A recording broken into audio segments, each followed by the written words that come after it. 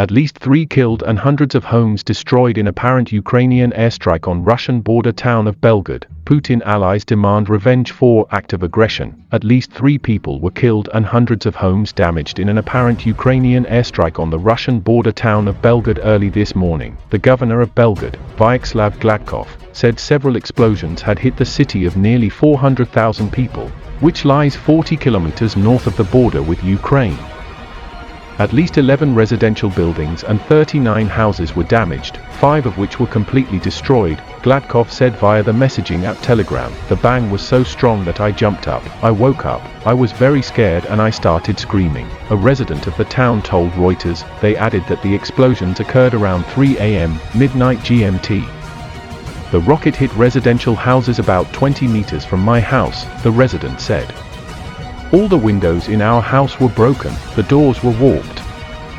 Senior Russian lawmaker Andrei Klishas accused Ukraine of shelling Belgorod and called for a stern response. The deaths of civilians and destruction of civilian infrastructure in Belgorod are a direct act of aggression on the part of Ukraine and require the strictest response, including military, Klishas wrote on Telegram. Ukraine had no immediate comment and Reuters could not independently verify the Russian reports. In the Russian-occupied southern Ukrainian city of Melitopol, Ukrainian forces hit a military base with more than 30 attacks on Sunday, the city's exiled mayor said in a video statement on Telegram. The base was put out of action, Ivan Fedorov said. A Moscow-based official said several private residences near the airfield had been damaged. Shells fell on the area of the airfield. There were no casualties.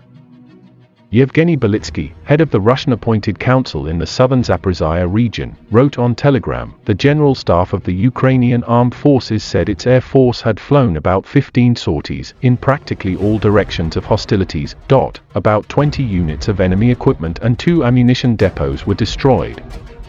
Thousands of civilians have been killed and towns razed to the ground since the Russian invasion of Ukraine, which Western allies describe as an unprovoked war of aggression.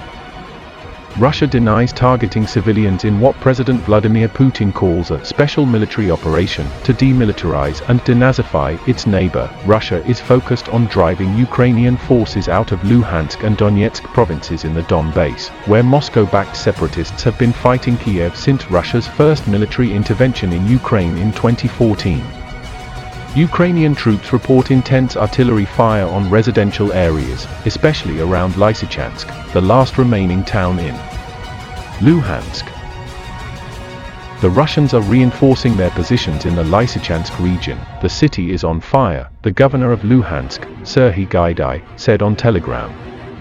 They attacked the city with inexplicably brutal tactics. Rodion Miroshnik, ambassador of the pro-Moscow self-proclaimed Luhansk People's Republic to Russia, said on Russian television. Lysychansk has been brought under control, but added, unfortunately, it is not yet liberated. Russian media showed videos of Luhansk militiamen waving flags and cheering as they marched through the streets of Lysychansk.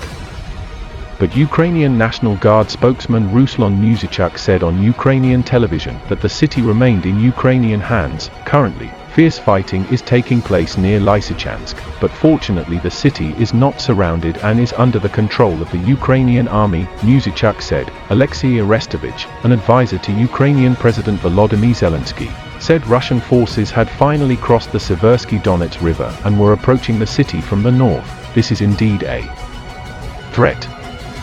We will see. I do not rule out a series of outcomes. In a day or two things will be much clearer, he said.